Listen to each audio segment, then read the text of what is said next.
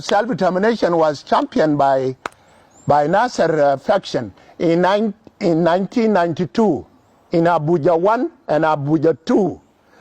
The two factions of the SPLA, Taurid faction and Nasser faction, went and agreed to form a joint delegation to champion the right to self-determination when they were negotiating with Bashir regime. That was the first time. The second time was on the 26th of October 1993 in Washington. An initiative called Washington Initiative, headed by somebody called Harry Johnston, in which Dr. John went and signed officially for the first time that right of self-determination shall be on the top of our negotiating agenda. And that came and confirmed by IGAD in 1994 during the Declaration of Principle, DOP. So the right of self-determination from there was actually on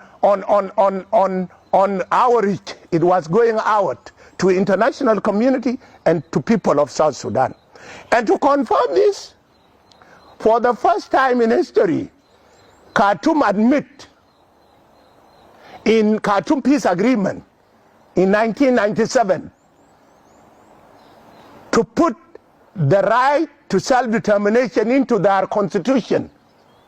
Article 14, they called Bursum Rabashara, and it was Dr. Riek who did that. So, as I said before, say the truth and the truth will set you free. A credit must be given to who it belongs to.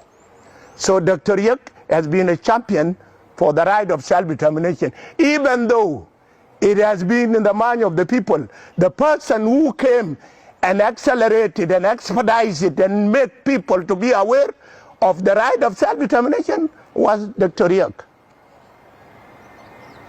Whether people have grievances with him or not, that is his credit. South Sudan gained